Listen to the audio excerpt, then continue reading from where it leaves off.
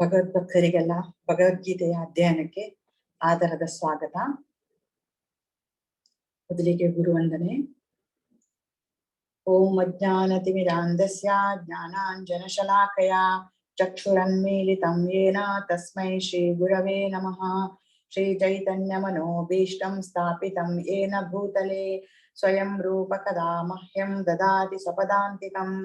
ವಂದೇಹಂ ಶ್ರೀ ಗುರೋ ಶ್ರೀಯುತಪದ ಕಮಲಂ ಶ್ರೀ ಗುರೂನ್ ವೈಷ್ಣವಾಂಶ್ಚ ಶ್ರೀರೂಪಂ ಸಾಗ್ರಜಾತಂ ಸಹಗಣ ರಘುನಾಥಾನ್ವಿತಂ ತಂ ಸಜೀವಂ ಸಾದ್ವೈತಂ ಸಾವಧೂತಂ ಹರಿಜನ ಸಹಿತಂ ಕೃಷ್ಣ ಚೈತನ್ಯ ದೇವಂ ಶ್ರೀ ರಾಧಾ ಕೃಷ್ಣ ಪಾದಾನ್ ಸಹಗಣ ಲಲಿತಾ ಶ್ರೀ ವಿಶಾಖಾನ್ವಿತಾಂಶ್ಚ.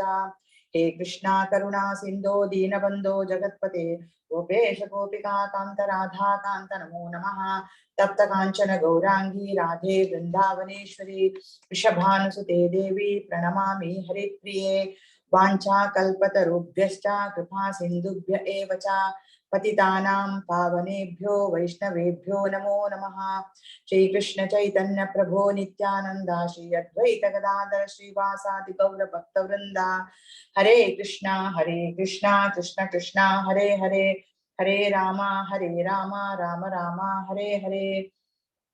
ಹರೇ ಕೃಷ್ಣ ಕೃಷ್ಣ ಕೃಷ್ಣ ಹರೇ ಹರೇ ಹರೇ ರಾಮ ರಾಮ ರಾಮ ಹರೇ ಹರೇ.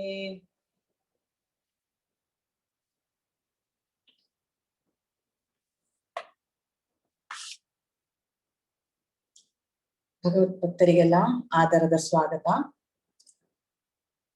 ದಯವಿಟ್ಟು ಎಲ್ಲಾ ಭಕ್ತಾದಿಗಳು ತಮ್ಮನ್ನು ತಾವು ಮ್ಯೂಟ್ ಮಾಡಿಟ್ಕೊಳ್ಳಿ. ಕೊನೆಗೆ ಎಲ್ಲರಿಗೂ ಅವಕಾಶ ಇದೆ ಪ್ರಶ್ನೆ ಕೇಳಲಿಕ್ಕೂ ಅವರವರ ಸಂಶಯಗಳನ್ನು ಪರಿಹರಿಸ್ಲಿಕ್ಕೂ ಕಾಲಾವಕಾಶ ಇದೆ. ಅಲ್ಲಿ ತನಕ ಎಲ್ಲರೂ ತಮ್ಮನ್ನು ತಾವು ಮ್ಯೂಟ್ ಮಾಡಿಟ್ಕೊಳ್ಳಿ. ದಯವಿಟ್ಟು ತಮ್ಮನ್ನು ತಾವು ಮ್ಯೂಟ್ ಮಾಡಿಟ್ಕೊಳ್ಳಿ. ಇವತ್ತಿನ ಅಧ್ಯಾಯ ಗೀತಾ ಸಾರ ಸಂಗ್ರಹ ಅಂದ್ರೆ ಗೀತೆಯ ಸಾರಾಂಶ. ಇವತ್ತು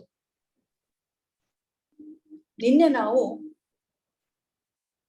ಸೇನಾವಲೋಕನ ಅಥವಾ ಅರ್ಜುನನ ವಿಷಾದ ಯೋಗವನ್ನು ನೋಡಿದ್ದೇವೆ.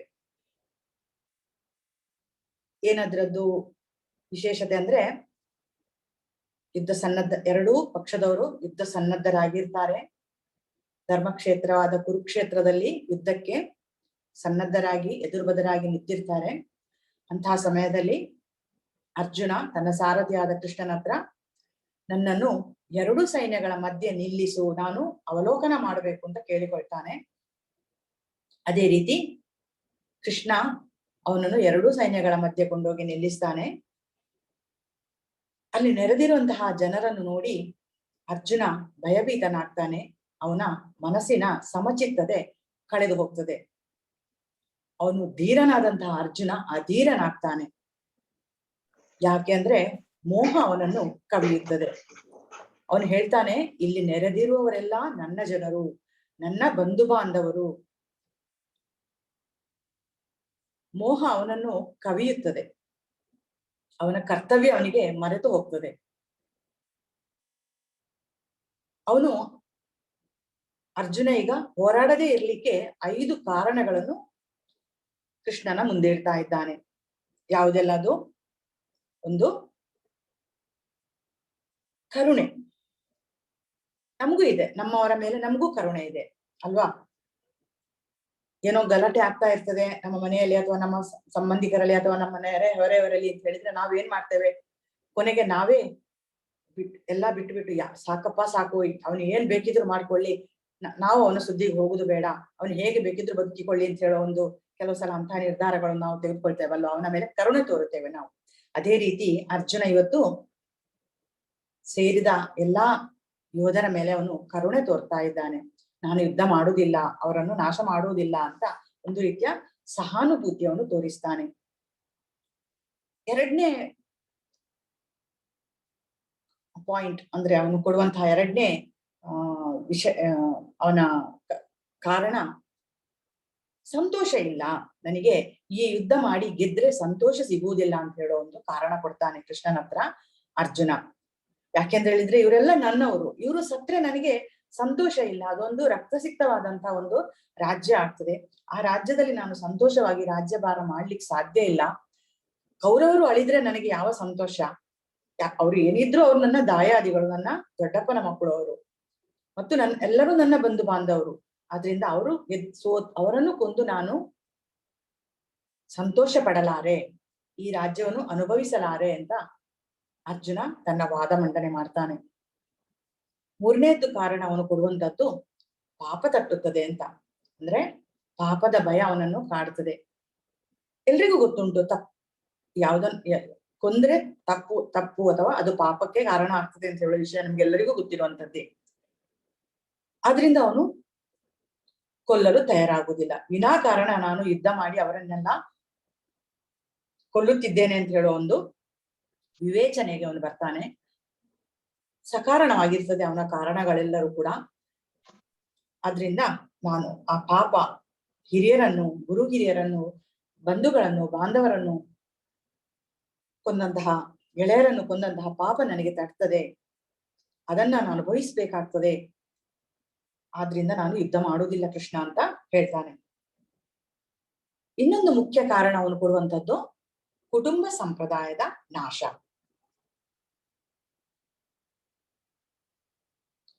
ಹರೇ ಕೃಷ್ಣ ಮಾತಾಜಿ, ನಾನ್ ಮಾತಾಡೋದು ಯಾರಿಗೂ ಕೇಳಿಸ್ತಾ ಇಲ್ವಾ?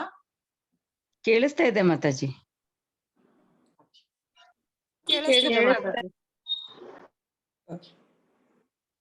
ಇನ್ನೊಂದು ಅವನು ಚಾಟ್ ಬಾಕ್ಸ್ ಅಲ್ಲಿ ಯಾರೋ ಹಾಕಿದ್ರು ನಾನ್ ಮಾತಾಡೋದು ಕೇಳಿಸುದಿಲ್ಲ ಅಂತ, ಅದಕ್ಕೆ ನಾನು ಕೇಳಿದ್ದು. ಇನ್ನೊಂದು ಕಾರಣ ಅವನು ಕೊಡುವಂತದ್ದು ಕುಟುಂಬ ಸಂಪ್ರದಾಯದ ನಾಶ. ಯುದ್ಧಕ್ಕೆ ಬಂದಂತಹ ಅಲ್ಲಿ ಇರುವ ಹಿರಿಯರನ್ನೆಲ್ಲ ಕೊಂದ್ರೆ ಮನೆಯಲ್ಲಿ ಇರುವ ಹೆಂಗಸರು, ಮಕ್ಕಳು ಎಲ್ಲರೂ ನೀತಿ ಭ್ರಷ್ಟರಾಗ್ತಾರೆ, ಸಂಸ್ಕಾರ ನಾಶ ಆಗ್ತದೆ ಅಂತ ಹೇಳುವ ಒಂದು ಭಯ ಅವನನ್ನು ಕಾಡ್ತದೆ. ಯಾಕೆಂತ ಹೇಳಿದ್ರೆ ಮನೆಯಲ್ಲಿ ಮಕ್ಕಳಿಗೆ ತಂದೆ ತಾಯಿ ಬುದ್ಧಿ ಹೇಳಿಕ್ಕೆ ಇಲ್ಲದಿದ್ರೆ ಆ ಮಕ್ಕಳಿಗೆ ಯಾವ ಸಂಸ್ಕಾರ ಇರ್ತದೆ ಅಲ್ವಾ? ಆ ಒಂದು ಹೆದರಿಕೆ ಅವನನ್ನು ಕಾಡ್ತದೆ. ಆದ್ರಿಂದ ಕುಟುಂಬ ಸಂಪ್ರದಾಯದ ನಾಶ ಮಾಡಿ ನಾನು ಈ ಯುದ್ಧ ಮಾಡುವುದಿಲ್ಲ ಅಂತ ಹೇಳೋ ಒಂದು ಕಾರಣ ಕೊಡ್ತಾನೆ. ಅವನು ಅಧೀರನಾಗಿದ್ದಾನೆ, ಶಸ್ತ್ರತ್ಯಾಗ ಮಾಡಿ ರಥದಲ್ಲಿ ಕುಳಿತಿದ್ದಾನೆ. ಈ ಯುದ್ಧದಲ್ಲಿ ಯಾರು ಗೆಲ್ತಾರೋ ಯಾರು ಸೋಲ್ತಾರೋ ಅಂತ ಹೇಳೋದು ಮುಖ್ಯ ಅಲ್ಲ. ಯಾರು ಗೆದ್ರು ಯಾರು ಸೋತ್ರು ನಾನಂತೂ ಯುದ್ಧ ಮಾಡೋದಿಲ್ಲ. ಇದರಲ್ಲಿ ಕೌರವರು ಗೆದ್ರು ತೊಂದ್ರೆ ಇಲ್ಲ. ನಾನು ಶಸ್ತ್ರತ್ಯಾಗ ಮಾಡಿದ ಮೇಲೆ ಧರ್ಮಯುದ್ಧದಲ್ಲಿ ಒಂದು ನೀತಿ ಉಂಟು, ಶಸ್ತ್ರತ್ಯಾಗ ಮಾಡಿದವರನ್ನು ಕೊಲ್ಲಬಾರದು ಅಂತ ಹೇಳಿ. ಆ ನೀತಿಯನ್ನು ಉಲ್ಲಂಘಿಸಿ ಕೌರವರು ನನ್ನನ್ನು ಕೊಂದ್ರೂ ಕೂಡ ನನಗೇನು ತೊಂದ್ರೆ ಇಲ್ಲ, ನಾನಂತೂ ಯುದ್ಧ ಮಾಡೋದಿಲ್ಲ ಕೃಷ್ಣ ಅಂತ ಹೇಳಿ ಅರ್ಜುನ ರಥದಲ್ಲಿ ಕುಳಿತುಕೊಳ್ಬಿಡ್ತಾನೆ. ಈ ಕಥೆಯನ್ನು ಸಂಜಯ ಧೃತರಾಷ್ಟ್ರನಿಗೆ ಹೇಳ್ತಾ ಇದ್ದಾನೆ ಅರಮನೆಯಲ್ಲಿ. ಈಗ ಸಂಜಯ ಹೇಳ್ತಾನೆ, 2ನೇ ಅಧ್ಯಾಯದ 1ನೇ ಶ್ಲೋಕ ಸಂಜಯ ಹೇಳುವಂತದ್ದು. ತಂತದಾ ಕೃಪಯಾವಿಷ್ಟ ಮಶ್ರುಪೂರ್ಣ ಕುಲೇಕ್ಷಣಂ ವಿಷೀದಂತಂ ಇದಂ ವಾಕ್ಯಂ ಉವಾಚ ಮಧುಸೂದನ. ಸಂಜಯನು ಹೇಳಿದನು, ಕರುಣೆಯಿಂದ ತುಂಬಿ ವಿಷಣ್ಣ ಮನಸ್ಕನಾಗಿ ಕಂಬನಿ ತುಂಬಿದ ಅರ್ಜುನನನ್ನು ನೋಡಿ ಮಧುಸೂದನನಾದ ಕೃಷ್ಣನು ಈ ರೀತಿ ಹೇಳ್ತಾನೆ. ಇಲ್ಲಿ ಒಂದು ವಿಷಯ ನಾವು ಅರ್ಥ ಮಾಡ್ಕೊಳ್ಬೇಕು. ಅರ್ಜುನ ಕೃಷ್ಣನ ನಿತ್ಯ ಸಂಗಾತಿ.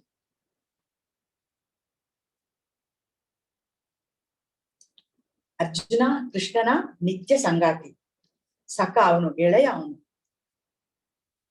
ಧೀರ ಕ್ಷತ್ರಿಯ ಕೂಡ. ಅವನಿಗೆ ಯುದ್ಧ ಅಂತ ಹೇಳುವುದೇನು ಹೊಸ ವಿಷಯ ಅಲ್ಲ. ಯಾಕಂದ್ರೆ ಅವನು ಹಿಂದೆಯೂ ತುಂಬಾ ಯುದ್ಧಗಳನ್ನು ಮಾಡಿ ಗೆದ್ದವನು.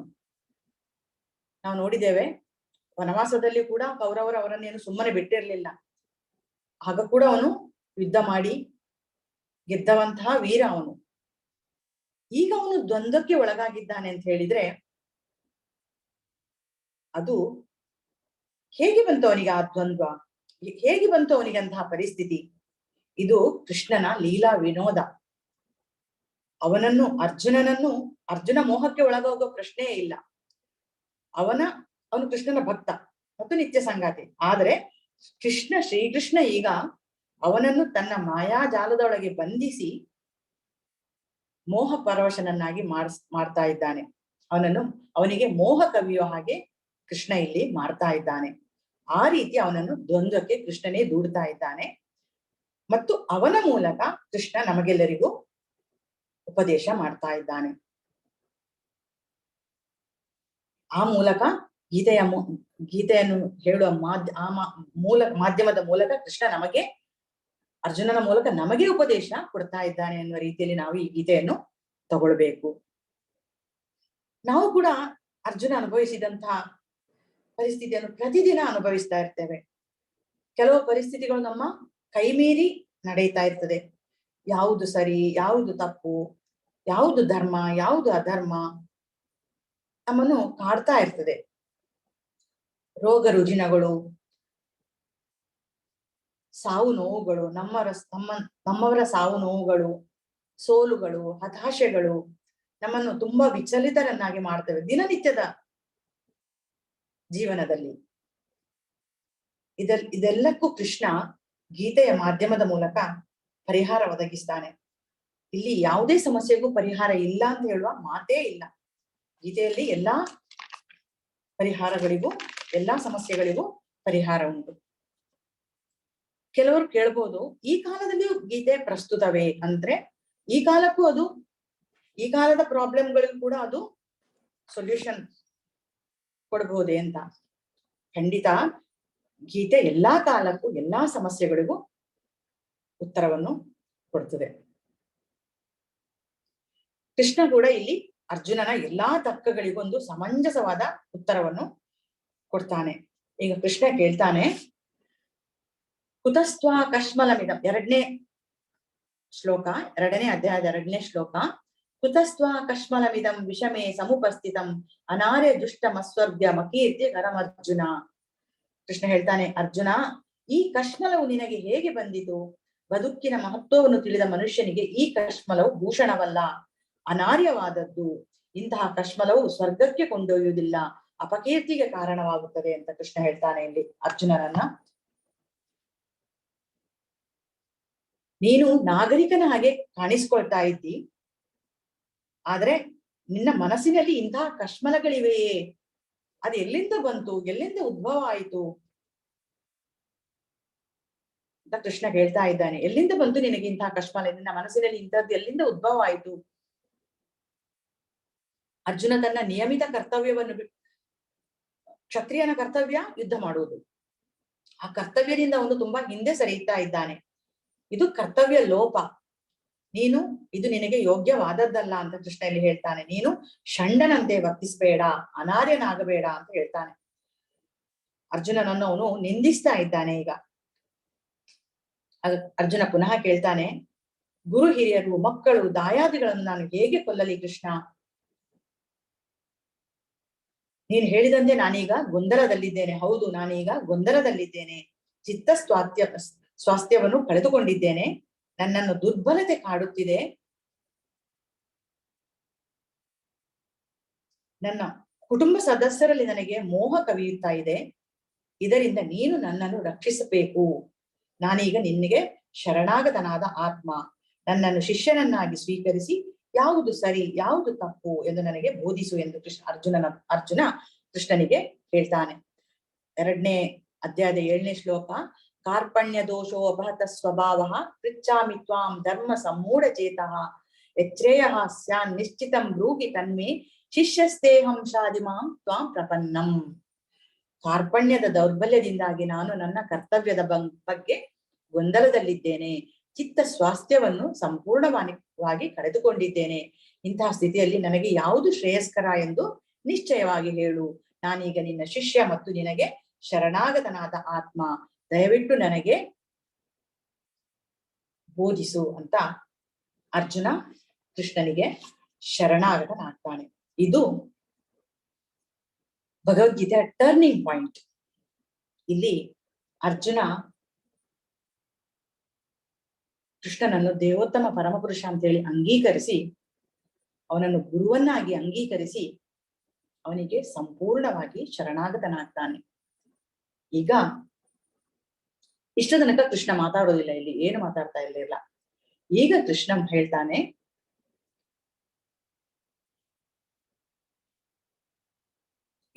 ಇದು ಒಂದು ರೀತಿಯ ಟರ್ನಿಂಗ್ ಪಾಯಿಂಟ್ ಕೃಷ್ಣ ಭಗವದ್ಗೀತೆಯ.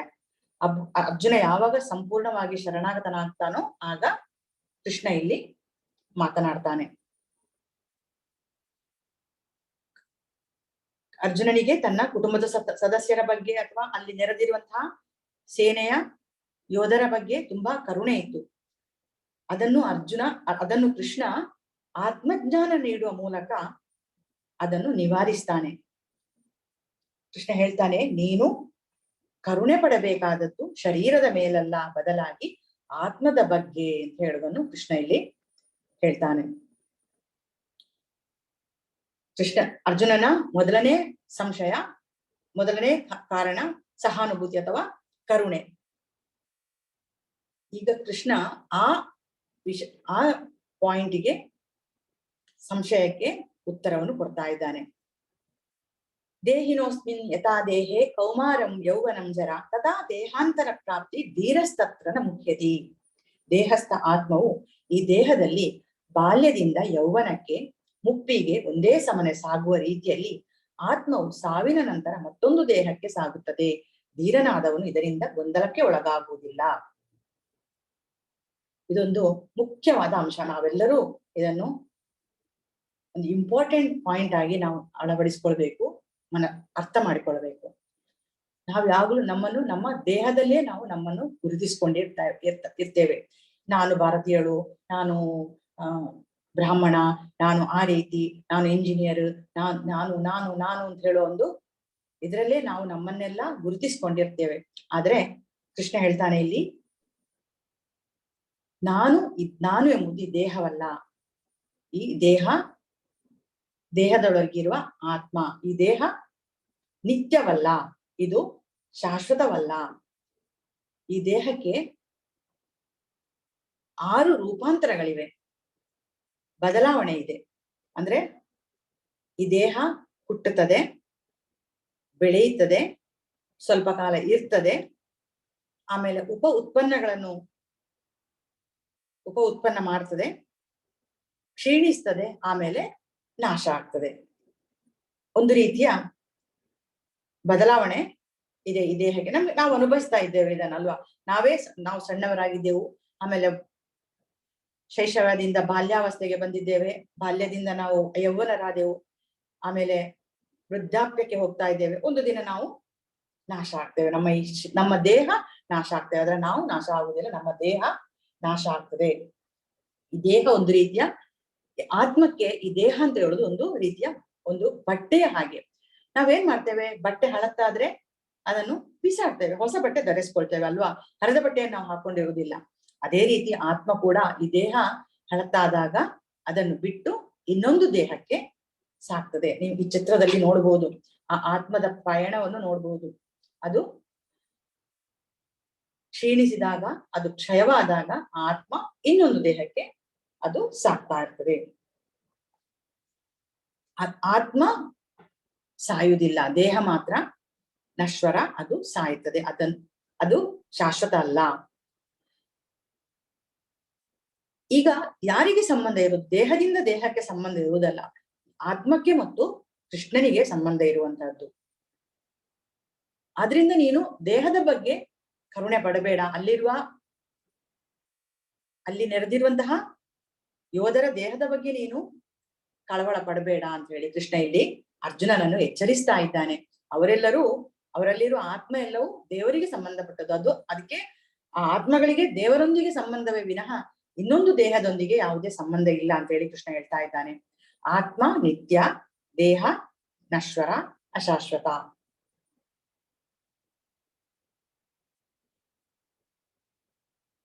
ಸಾವಿನ ನಂತರ ಈ ಆತ್ಮ ಇನ್ನೊಂದು ದೇಹಕ್ಕೆ ಸಾಗುತ್ತದೆ. ಆದ್ರಿಂದ ಈ ದೇಹ ಉಳಿಯುವುದಿಲ್ಲ ಮತ್ತು ಆತ್ಮ ಬದಲಾವಣೆ ಹೊಂದುವುದಿಲ್ಲ. ಈ ದೇಹ ನಶ್ವರ, ಈ ದೇಹ ಅಳಿದ ನಂತರವೂ ಆತ್ಮ ಬದಲಾವಣೆ ಹೊಂದುವುದಿಲ್ಲ, ಅದು ಇನ್ನೊಂದು ದೇಹವನ್ನು ಹೋಗ್ತದೆ. ದೇಹವನ್ನು ವ್ಯಾಪಿಸಿರುವಂತಹ ಈ ಆತ್ಮ ಅವಿನಾಶಿ, ನಾಶವಿಲ್ಲದ್ದು. ಆತ್ಮ ಕೊಲ್ಲಲ್ಪಟ್ಟಿತು ಎಂದು ಭಾವಿಸುವವನಿಗೆ ತಿಳುವಳಿಕೆ ಇಲ್ಲ ಅಂತ ಹೇಳಿ ಕೃಷ್ಣ ಹೇಳ್ತಾನೆ ಇಲ್ಲಿ.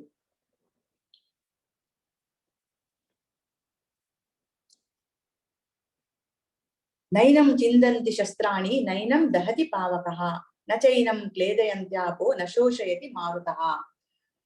ಈ ಆತ್ಮ ಏನುಂಟು ಅದು ಕೊಲ್ಲಲ್ಪಟ್ಟಿತು ಅಥವಾ ಅದಕ್ಕೆ ಸಾವುಂಟು ಅಂತ ಯಾರು ತೀರ್ಮಾನಿಸ್ತಾನೋ ಅವನಿಗೆ ತಿಳುವಳಿಕೆ ಇಲ್ಲ ಅಂತ ಹೇಳಿ ಕೃಷ್ಣ ಹೇಳ್ತಾನೆ. ಆತ್ಮವನ್ನು ಶಸ್ತ್ರಗಳು ಕತ್ತರಿಸಲಾರವು, ಅಗ್ನಿಯು ಸುಡಲಾರದು, ನೀರು ನೆನೆಯಿಸಲಾರದು ಮತ್ತು ಗಾಳಿಯು ಒಣಗಿಸಲಾರದು. ಅದಕ್ಕೆ ಹುಟ್ಟಿಲ್ಲ, ಆತ್ಮಕ್ಕೆ ಹುಟ್ಟಿಲ್ಲ, ಆತ್ಮಕ್ಕೆ ಸಾವು ಇಲ್ಲ. ಈ ದೇಹಕ್ಕೆ ಮಾತ್ರ ಹುಟ್ಟು ಮತ್ತು ಸಾವು ಇರುವುದು, ಆತ್ಮಕ್ಕೆ ಹುಟ್ಟು ಇಲ್ಲ, ಸಾವು ಇಲ್ಲ. ಅದು ಜನ್ಮರಹಿತವಾದದ್ದು. ಈ ದೇಹವನ್ನು ಕೊಂದಾಗ ಅದು ಸಾಯುವುದಿಲ್ಲ. ಬಟ್ಟೆ ಹಳೆದಾದಾಗ ನಾವು ಹೊಸ ಬಟ್ಟೆ ಹೇಗೆ ಧರಿಸ್ತೇವೆಯೋ ಅದೇ ರೀತಿ ಆತ್ಮ ಹಳತಾದ ಈ ದೇಹವನ್ನು ಬಿಟ್ಟು ಹೊಸತನ್ನು ಸ್ವೀಕರಿಸ್ತದೆ.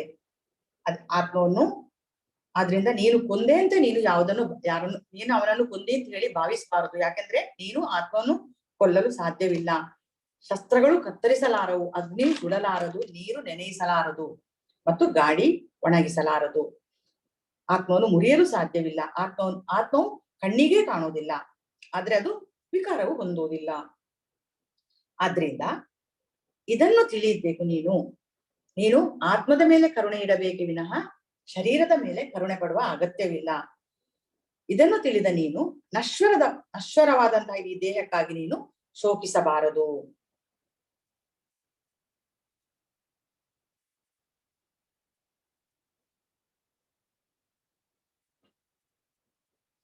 ಹುಟ್ಟಿದವನು ಸಾಯಲೇಬೇಕು, ಸತ್ತವನು ಪುನಃ ಹುಟ್ಟಲೇಬೇಕು.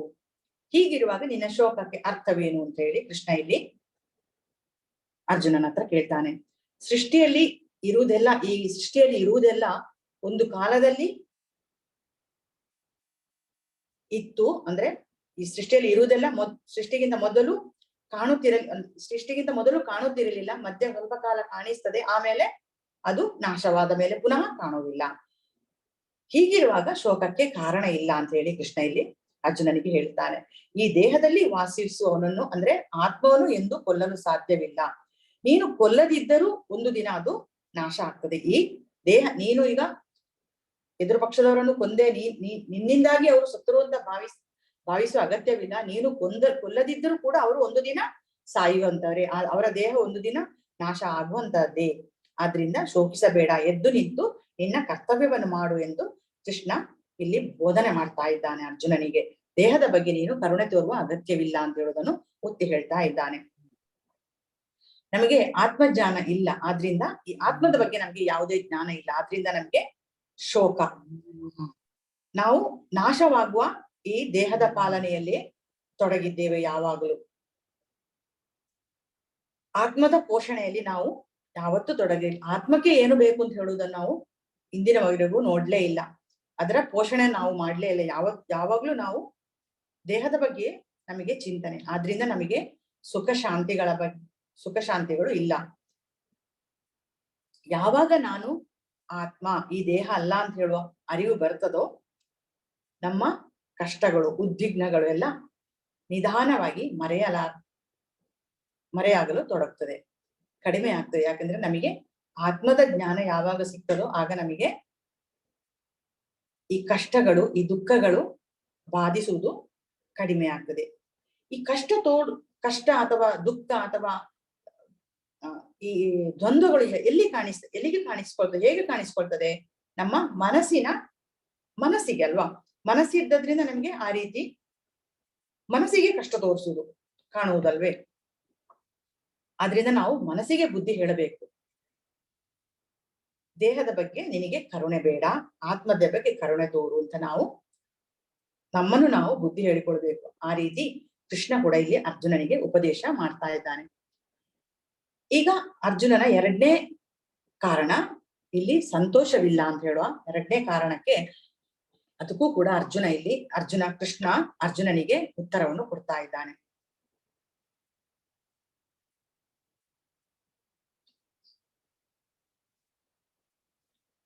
ಕ್ಷತ್ರಿಯನಾಗಿ ನಿನ್ನ ಸ್ವಧರ್ಮ ಹೋರಾಡುವುದು.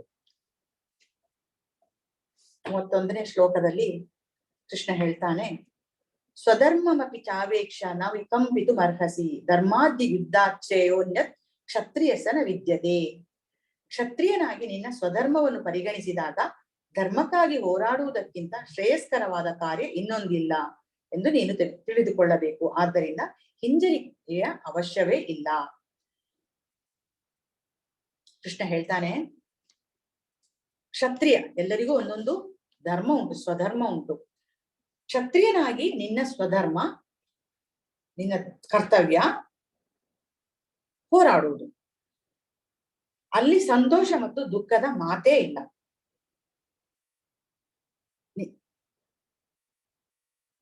ಯುದ್ಧದಲ್ಲಿ ಮಡಿದರೂ ಕೂಡ ಸ್ವರ್ಗ, ಗೆದ್ರೂ ಕೂಡ ರಾಜ್ಯವನ್ನು ಅನುಭವಿಸುವಂತಹ ಸುಖ ನಿನಗೆ ಸಿಲುಕ್ತದೆ ಅಂತ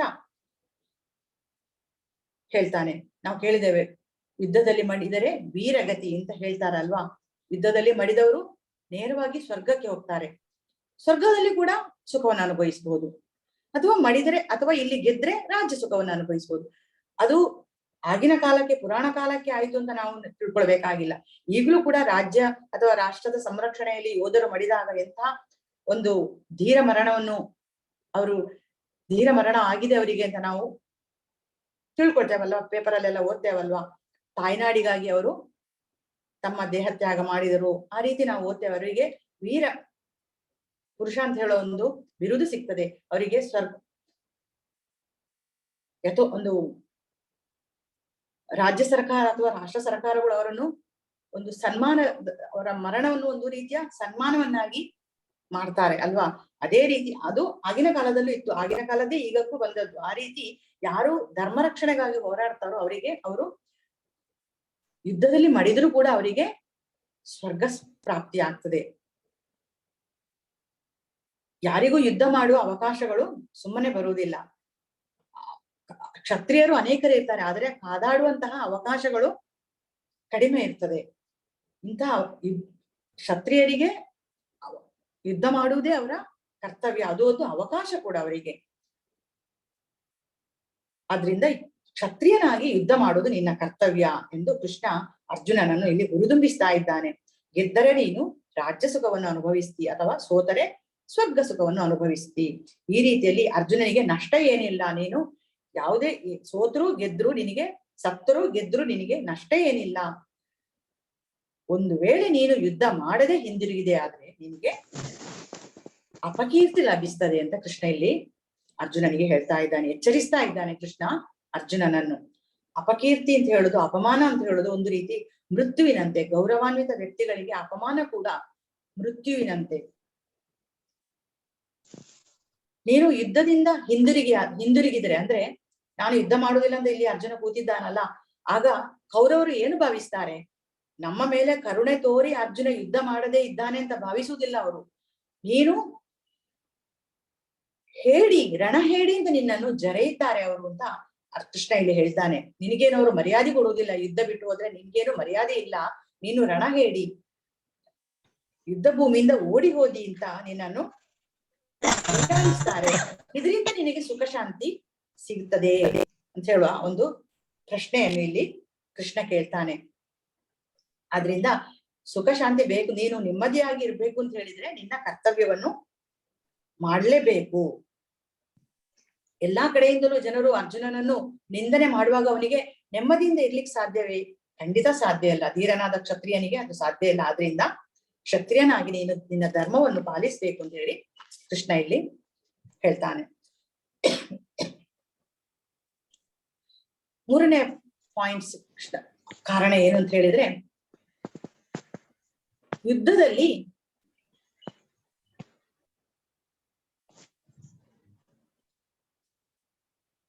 ಪಾಪದ ಭಯ, ಅಂದ್ರೆ ಯುದ್ಧದಲ್ಲಿ ಅವರನ್ನು ಕೊಂದ್ರೆ ನನಗೆ ಪಾಪ ತಟ್ಟುತ್ತದೆ ಅಂತ ಹೇಳೋ ಒಂದು ಭಯದ ಬಗ್ಗೆ ಕೂಡ ಇಲ್ಲಿ ಕೃಷ್ಣ ಅರ್ಜುನನಿಗೆ ಅಂತಹ ಶೋಕಕ್ಕೆ ನೀನು ಬೀಳುವ ಅಗತ್ಯ ಇಲ್ಲ ಅಂತ ಹೇಳಿ ಇಲ್ಲಿ ಕೃಷ್ಣ ಹೇಳ್ತಾನೆ.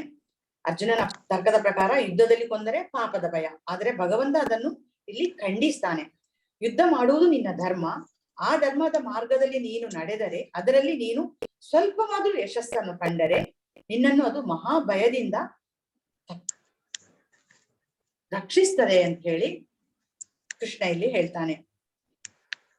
ಇಲ್ಲಿ ಅರ್ಜುನನಿಗೆ ಯಾವ ಭಯ, ಅಂದ್ರೆ ಯಾವ ಭಯದಿಂದ ಅದು ರಕ್ಷಿಸ್ತದೆ ಅವನನ್ನು? ಅವನು ನಮಗೆ ಈ ಮನುಷ್ಯ ಜನ್ಮ ಮಾತ್ರ ಅಲ್ಲ, ನಾವು 84 ಲಕ್ಷ ಯೋನಿಗಳಲ್ಲಿ ನಾವು ಹುಟ್ಟಿ ಸತ್ತು ಬರ್ತಾ ಇದ್ದೇವೆ. ಅಂತ ಯಾವುದೇ ಒಂದು ಪ್ರಾಣಿ ಯೋನಿಗಳಲ್ಲಿ ಅಥವಾ ವೃಕ್ಷದ ಯೋನಿಗಳಲ್ಲಿ ವೃಕ್ಷವಾಗಿ ಪ್ರಾಣಿಯಾಗಿ ಬರುವಂತಹ ಒಂದು ಭಯ ಕೂಡ ನಮ್ಮಲ್ಲಿ ಇದೆ. ನಾವೀಗ ಸತ್ರೆ ಪುನಃ ನಾವು ಇನ್ನೊಂದು ಜನ್ಮ ಮನುಷ್ಯರಾಗಿ ಹುಟ್ಟುತ್ತೇವೆ ಅಂತ ಹೇಳುವಂತಹ ಒಂದು ಧೈರ್ಯ ಏನಿಲ್ಲ. ಯಾವುದೇ ಬೇರೆ ಯೋನಿಗಳಲ್ಲಿ ಕೂಡ ನಾವು ಹುಟ್ಟಬಹುದು. ಆಗ ನಮಗೆ ಇಂತಹ ಒಂದು ಭಕ್ತಿ ಮಾಡುವಂತಹ ಅವಕಾಶ ಸಿಗದೆ ಹೋಗಬಹುದು. ಆದ್ರಿಂದ ನಾವು ಈ ಜನ್ಮವನ್ನು ಉಪಯೋಗಿಸ್ಕೊಳ್ಬೇಕು. ಈ ಮನುಷ್ಯ ಜನ್ಮವನ್ನು ನಾವು ಉಪಯೋಗಿಸ್ಕೊಳ್ಬೇಕು ಕೃಷ್ಣ ಭಕ್ತಿಗಾಗಿ. ಅದನ್ನೇ ಇಲ್ಲಿ ಕೃಷ್ಣ ಇಲ್ಲಿ ಹೇಳ್ತಾನೆ, ನಿನ್ನ ಧರ್ಮವನ್ನು ಪಾಲಿಸ್ಬೇಕು. ನೀನು ಮುಂದೆ ನಿನಗೆ ಇಂತಹ ಅವಕಾಶ ಬರ್ತದೆ ಅಂತ ಹೇಳಿಕ್ ಸಾಧ್ಯ ಇಲ್ಲ. ನೀನು ಈ ದಾರಿಯಲ್ಲಿ ನಡೆದರೆ, ನಿನ್ನ ಧರ್ಮದ ದಾರಿಯಲ್ಲಿ ನೀನು ನಡೆದರೆ ನೀನು ಮಹಾ ಭಯದಿಂದ ತಪ್ಪಿಸ್ಕೊಳ್ತಿ. ಅದು ನಿನ್ನನ್ನು ಭಯದಿಂದ ಪಾರು ಮಾಡ್ತದೆ. ನಿನ್ನ ಮಹಾ ಒಂದು ಭಯದಿಂದ ನಿನ್ನನ್ನು ಪಾರು ಮಾಡ್ತದೆ ಅಂತ ಹೇಳಿ ಕೃಷ್ಣ ಅರ್ಜುನನನ್ನು ಎಚ್ಚರಿಸ್ತಾ ಇರ್ತಾನೆ. ಆದ್ರಿಂದ ಜಯ ಅಪಜಯಗಳ, ಸುಖ ದುಃಖಗಳ ನಿರೀಕ್ಷೆ ಇಲ್ಲದೆ ಯುದ್ಧ ಮಾಡಲೆಂದೇ ಯುದ್ಧ ಮಾಡು. ಆಗ ನಿನಗೆ ಯಾವುದೇ ಪಾಪ ಅಂಟಿಕೊಳ್ಳುವುದಿಲ್ಲ. ಧರ್ಮದ ದಾರಿಯಲ್ಲಿ ಪಾಪದ ಭಯವಿಲ್ಲ ಅಂತ ಹೇಳಿ ಕೃಷ್ಣ ಹೇಳ್ತಾನೆ. ಹಾಗೆ ಕುಟುಂಬ ನಾಶದ ಬಗ್ಗೆ ಕೂಡ ಇಲ್ಲಿ ಅರ್ಜುನನಿಗೆ ಕೃಷ್ಣ ಉತ್ತರ ಕೊಡ್ತಾ ಇದ್ದಾನೆ. ಎಲ್ಲಿ ಕುಟುಂಬ ನಾಶ ಆಗ್ತದೆ, ಎಲ್ಲಿ ವರ್ಣ ಸಂಕರ ಅಥವಾ ಸಂಸ್ಕಾರ ನಾಶ ಆಗ್ತದೆ ಅಂತ ಹೇಳಿದ್ರೆ, ಎಲ್ಲಿ ಅಧರ್ಮ ನೆಲೆ ಆಗ್ತದೋ ಅಲ್ಲಿ ಕುಟುಂಬದ ವರ್ಣ ಸಂಕರ ಆಗ್ತದೆ, ಕುಟುಂಬದ ಸಂಸ್ಕಾರಗಳು ನಾಶ ಆಗ್ತದೆ. ಧರ್ಮಿಷ್ಠರಂತಹ ರಾಜರಿದ್ದಾಗ ಯಥಾ ರಾಜ ತಥಾ ಪ್ರಜಾ ಅಂತ ಹೇಳುವ ಹಾಗೆ ಅಲ್ಲಿ ಅದು ಆ ರಾಜ್ಯ ರಾಮರಾಜ್ಯವಾಗ್ತದೆ ಅಲ್ವಾ. ಆದ್ರಿಂದ ಯಾರು ಧರ್ಮದ ದಾರಿಯಲ್ಲಿ ನಡೆಯುತ್ತಾರೋ ಅಂತವರ ಕುಟುಂಬ ಮತ್ತು ಬಂಧು ಬಾಂಧವರು ಅಥವಾ ರಾಜ್ಯದ ಪ್ರಜೆಗಳು ಕೂಡ ಭಯದಿಂದ ಮುಕ್ತರಾಗ್ತಾರೆ. ಈಗ ಒಮ್ಮೆ ನಾವು ಚಿಂತಿಸಿ ನೋಡುವ, ದುರ್ಯೋಧನ ರಾಜನಾದ್ರೆ ಏನಾಗ್ತದೆ? ದುರ್ಯೋಧನ ಅಧರ್ಮಿ. ಅಂಥವನು ರಾಜನಾದ್ರೆ ಅಲ್ಲಿ ಆ ರಾಜ್ಯದ ಮಕ್ಕಳಿಗೆ ಸಂಸ್ಕಾರ ಇರ್ತದೆ? ಖಂಡಿತ ಇರೋದಿಲ್ಲ. ಅವನು ಎಷ್ಟು ಅಧರ್ಮಿ ಅಂತ ಹೇಳಿದ್ರೆ, ಅನ್ಯರ ಸತಿಯನ್ನೇ ರಾಜಸಭೆಗೆ ಎಳೆತಂದು ಅವಮಾನ ಮಾಡಿದವನು ಅವನು ಅಲ್ವಾ. ದ್ರೌಪದಿಯನ್ನು ಎಳೆದು ತಂದು ಅವಮಾನ ಮಾಡಿದ್ದಾನೆ ಅವನು. ಅಂಥವನು ರಾಜ್ಯದ ರಾಜನಾದ್ರೆ ಯಾವ ರೀತಿಯ ಸಂಸ್ಕಾರ ಆ ರಾಜ್ಯದಲ್ಲಿ ಇರಬಹುದು? ಯಾವ ರೀತಿ ಅಧರ್ಮವೇ ಅಲ್ಲಿ ರಾಜ್ಯವಾಳ್ತಾ ಇರ್ತದೆ. ಅಂಥವನು ರಾಜ್ಯದ ಜನರ ಹಿತ ಕಾಪಾಡಲು ಸಾಧ್ಯವೇ? ಸಾಧ್ಯ ಇಲ್ಲ. ಆದ್ರಿಂದ ಹಸ್ತಿನಾಪುರದಲ್ಲಿ ಧರ್ಮ ಕಳೆಗುಂದಿದ್ದರಿಂದ ಕೃಷ್ಣನ ಯೋಜನೆಯಂತೆ ಈ ಧರ್ಮ ಯುದ್ಧ ನಡೆಯುತ್ತಾ ಇದೆ. ಅವನು ಕೃಷ್ಣ ಹೇಳ್ತಾನೆ, ಧರ್ಮ ಸಂಸ್ಥಾಪನಾರ್ಥಾಯ ಸಂಭವಾಮಿ ಯುಗೆ ಯುಗೆ ಅಂತ. ಇದು ಕೃಷ್ಣನ ನಿರ್ಧಾರ. ಯಾವಾಗ ಎಲ್ಲ ಧರ್ಮ ಗ್ಲಾನಿ ಆಗ್ತದೋ, ಅಧರ್ಮ ತಾಂಡವ ಮಾಡ್ತದೋ ಆಗೆಲ್ಲ ಕೃಷ್ಣ ಅವತಾರ ಎತ್ತುತ್ತಾನೆ. ಆದ್ರಿಂದ ಇದು ಅವನ ಯೋಜನೆ. ಧರ್ಮಿಷ್ಠರಾದಂತಹ ಪಾಂಡವರನ್ನು ರಾಜನನ್ನಾಗಿಸಿ ಧರ್ಮ ಸಂಸ್ಥಾಪನೆ ಮಾಡೋದು ಕೃಷ್ಣನ ಉದ್ದೇಶ. ಯಥಾ ರಾಜ ತಥಾ ಪ್ರಜಾ ಅಂತ ಹೇಳಿದ ಹಾಗೆ ಯಾವ ರೀತಿಯ ರಾಜರು ಇರ್ತಾರೋ ಅದೇ ರೀತಿಯ ಪ್ರಜೆಗಳು ಇರ್ತಾರೆ. ಆದ್ರಿಂದ ನೀನು ರಾಜನಾದ್ರೆ ಅಥವಾ ಪಾಂಡವರು ರಾಜರಾದ್ರೆ ಇಲ್ಲಿ ಕುಟುಂಬ ನಾಶದ ಪ್ರಶ್ನೆ ಇರುವುದಿಲ್ಲ. ಸಂಸ್ಕಾರ ನಾಶ ಆಯಿತು ಅಂತ ಹೇಳೋ ಪ್ರಶ್ನೆ ಬರುವುದಿಲ್ಲ ಅಂತ ಕೃಷ್ಣ ಹೇಳ್ತಾನೆ. ಅದ್ರ ಕೃಷ್ಣ ಭಕ್ತಿ ಅಂತ ಹೇಳುದು ನಮಗೆ, ಅಥವಾ ಕೃಷ್ಣನ ನಿರ್ಧಾರವನ್ನು ನಾವು ಪಾಲಿಸುವುದ್ರಿಂದ ನಮಗೆ ಸಂಸ್ಕಾರ ಬೆಳೆಯುತ್ತದೆ ವಿನಃ ನಾಶ ಆಗುವುದಿಲ್ಲ. ಇಲ್ಲಿ ಕುಲದ ಸಂಸ್ಕೃತಿ ಬೆಳೆಯುತ್ತದೆ ಅಂತ ಕೃಷ್ಣ ಹೇಳ್ತಾನೆ. ನಾವು ಕೇಳಿರ್ಬೋದು, ಈಗ ತುಂಬಾ ಸಲ ನಮ್ಮ ಕಂಪ್ಲೇಂಟ್ಸ್ ಬರ್ತದೆ ಅಲ್ವಾ. ನಮ್ಮ ಮಕ್ಕಳು ಹೇಳಿದ್ದನ್ನು ಕೇಳುವುದಿಲ್ಲ, ಹಿರಿಯರಿಗೆ ಗೌರವ ಕೊಡುವುದಿಲ್ಲ, ಮದ್ಯಪಾನ, ಅಮಲು ಪದಾರ್ಥದಂತಹ ಸೇವನೆ ಮಾಡ್ತಾ ಇರ್ತಾರೆ. ಈಗ ಎಲ್ಲಿದೆ ಸಂಸ್ಕಾರ ಅಂತ ಹೇಳೋದು? ಸಂಸ್ಕಾರ ನಾಶ ಆಗಿ ಹೋಗಿದೆ. ಇದನ್ನು ಸರಿಪಡಿಸುವಂತಹ ಜವಾಬ್ದಾರಿ ಯಾರದ್ದು? ಕುಟುಂಬದ ಹಿರಿಯರದ್ದು, ಅಂದ್ರೆ ತಂದೆ ತಾಯಿಗಳದ್ದು, ಅಥವಾ ರಾಜ್ಯ ಸರಕಾರಗಳದ್ದು, ಅಥವಾ ರಾಜರದ್ದು, ಅಥವಾ ರಾಜಕಾರಣಿಗಳದ್ದು, ಅಥವಾ ರಾಜ್ಯವನ್ನು ನಡೆಸುವಂತಹ ಮುತ್ಸದ್ದಿಗಳದ್ದು. ಅವ್ರು ಹೇಗೆ ನಡೀತಾರೋ ಅದೇ ರೀತಿ ಪ್ರಜೆಗಳು ನಡೀತಾರೆ. ಮನೆಯಲ್ಲಿ ತಂದೆ ತಾಯಿ ಹೇಗೆ ನಡ್ಕೊಳ್ತಾರೋ ಅದೇ ರೀತಿ ಮಕ್ಕಳು ನಡ್ಕೊಳ್ತಾರೆ. ಆದ್ರಿಂದ ನಾವು ಧರ್ಮ ಮಾರ್ಗದಲ್ಲಿ ನಡೆದ್ರೆ ನಮ್ಮ ಮಕ್ಕಳು ಕೂಡ ಧರ್ಮ ಮಾರ್ಗದಲ್ಲೇ ನಡೆಯುತ್ತಾರೆ. ನಾವು ನಮ್ಮ ಮಕ್ಕಳಿಗೆ ಧರ್ಮ ಕಲಿಸದಿದ್ರೆ ಇನ್ಯಾರು ಕಲಿಸ್ತಾರೆ? ನಾವು ಧರ್ಮ ಕಲಿಸದಿದ್ದರೆ ಇನ್ಯಾರು ಅಧರ್ಮ ಕಲಿಸ್ತಾರೆ ಅಷ್ಟೇ. ಆದ್ರಿಂದ ನಮ್ಮ ಮಕ್ಕಳಿಗೆ ನಾವು ಅಥವಾ ನಮ್ಮ ಪ್ರಜೆಗಳಿಗೆ ನಾವು ಧರ್ಮ ಅಥವಾ ಸಂಸ್ಕಾರವನ್ನು ಕಲಿಸುವಂತಾದ್ರೆ ಅಲ್ಲಿ ಕುಲಕ್ಷಯದ ಭಯವಿಲ್ಲ ಅಂತ ಹೇಳಿ ಕೃಷ್ಣ ಅರ್ಜುನನಿಗೆ ಹೇಳ್ತಾನೆ. ಧೃತರಾಷ್ಟ್ರನಿಗೆ ಗೊತ್ತಿತ್ತು ತಾನು ಅಧರ್ಮದ ದಾರಿಯಲ್ಲಿ ನಡೀತಾ ಇದ್ದೇನೆ ಅಂತ. ಕುಂತಿದೇವಿ ಪಾಂಡವರ್ ಈ ಯುದ್ಧಕ್ಕಿಂತ ಮೊದಲು ಸಂಧಾನ ನಡೀತಾ ಇತ್ತು. ಕೃಷ್ಣ ಕೂಡ ಒಂದು ಸಲ ಸಂಧಾನಕ್ಕೆ ಬಂದಿದ್ದ. ಕುಂತಿದೇವಿ ಕೃಷ್ಣನ ಪರಮ ಭಕ್ತೆ ಅವಳು, ಪಾಂಡವರ ತಾಯಿ. ಒಂದು ದಿನ ಕುಂತಿ ಹೇಳ್ತಾಳೆ ಕೃಷ್ಣನ ಹತ್ರ, ಕೃಷ್ಣ, ಧೃತರಾಷ್ಟ್ರನಿಗೆ ಸ್ವಲ್ಪ ಬುದ್ಧಿ ಹೇಳು ನೀನು. ಯಾಕೆಂತ ಹೇಳಿದ್ರೆ ಅವನು ಅಧರ್ಮದ ದಾರಿಯಲ್ಲಿ ನಡೀತಾ ಇದ್ದಾನೆ, ಅವನನ್ನು ಸರಿ ಮಾಡು ನೀನು ಕೃಷ್ಣ ಅಂತ ಹೇಳಿ ಕುಂತಿ ಕೃಷ್ಣನ ಹತ್ರ ಬೇಡಿಕೊಳ್ತಾನೆ. ಧೃತರಾಷ್ಟ್ರನಿಗೆ ಬುದ್ಧಿ ಹೇಳು ನೀನು ಅಂತ ಹೇಳ್ತಾಳೆ. ಕೃಷ್ಣ ಸರಿ ಅಂತ ಹೇಳ್ತಾನೆ. ಆಯ್ತು, ನಾನು ಒಪ್ಪಿಕೊಳ್ತಾನೆ. ಅವನ ಕುಂತಿಯ ಮಾತುಗಳನ್ನು ಒಪ್ಪಿಕೊಂಡು ವಿದುರನನ್ನು ಧೃತರಾಷ್ಟ್ರನಿಗೆ ಕಳಿಸ್ತಾನೆ. ವಿದುರ ಹೋಗ್ತಾನೆ. ವಿದುರ ಹೋಗಿ ಹೇಳ್ತಾನೆ, ನೋಡು ಧೃತರಾಷ್ಟ್ರ, ವಿದುರನ ಅಣ್ಣ ಧೃತರಾಷ್ಟ್ರ, ತಪ್ಪು ದಾರಿಯಲ್ಲಿ ನಡೀತಾ ಇದ್ದಿ ನೀನು, ಅಧರ್ಮದ ದಾರಿಯಲ್ಲಿ ನಡೀತಾ ಇದ್ದಿ ನೀನು ಮಾಡುವಂತ ತುಂಬಾ ತಪ್ಪುಗಳನ್ನು ಮಾಡ್ತಾ ಇದ್ದಿ. ದಯವಿಟ್ಟು ಇಂಥ ತಪ್ಪುಗಳನ್ನು ಮಾಡಬೇಡ ನೀನು ಅಂತ ವಿದುರ ಬುದ್ಧಿ ಹೇಳ್ತಾನೆ ಧೃತರಾಷ್ಟ್ರನಿಗೆ. ಆಗ ಧೃತರಾಷ್ಟ್ರ ಏನ್ ಹೇಳ್ತಾನೆ ಗೊತ್ತುಂಟಾ? ವಿದುರ, ನನಗಿದು ಗೊತ್ತು, ನಾನು ಅಧರ್ಮದ ದಾರಿಯಲ್ಲಿ ನಡೆಯುತ್ತಿದ್ದೇನೆ ಅಂತ ನನಗೆ ಗೊತ್ತುಂಟು. ಶ್ರೀಕೃಷ್ಣ ಸಾಕ್ಷಾತ್ ದೇವೋತ್ತಮ ಪರಮಪುರುಷ ಅನ್ನುವುದು ನನಗೆ ಗೊತ್ತುಂಟು.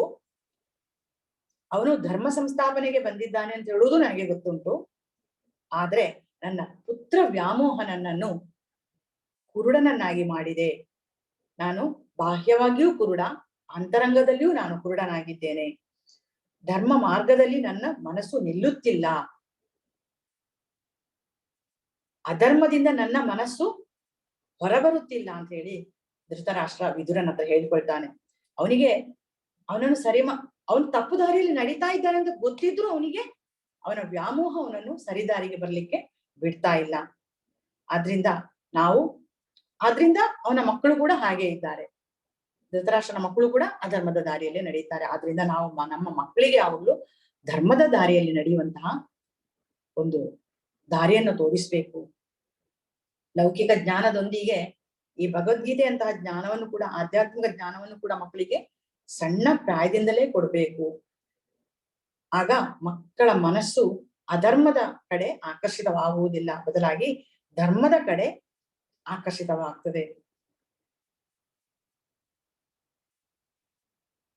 ಈ ರೀತಿ ಕೃಷ್ಣ ಹೇಳ್ತಾನೆ, ನೋಡು ಅರ್ಜುನ, ಈ ರೀತಿಯ ದೃಢ ಸಂಕಲ್ಪ ಮಾಡಿ ನೀನು ಧರ್ಮ ಮಾರ್ಗದಲ್ಲಿ ಮುಂದುವರಿದರೆ ನಿನಗೆ ಒಳ್ಳೆಯ ಫಲಗಳು ಸಿಗುತ್ತದೆ. ನೀನು ನಿನ್ನ ಗುರಿಯ ಮೇಲೆ ಫೋಕಸ್ ಮಾಡ್ಬೇಕು. ಅಂದ್ರೆ ನೀನು ನಿನ್ನ ಧರ್ಮವನ್ನು ಪಾಲಿಸ್ಲಿಕ್ಕೆ, ನಿನ್ನ ಕರ್ತವ್ಯವನ್ನು ಮಾಡ್ಲಿಕ್ಕೆ ದೃಢ ನಿಶ್ಚಯ ಮಾಡಬೇಕು.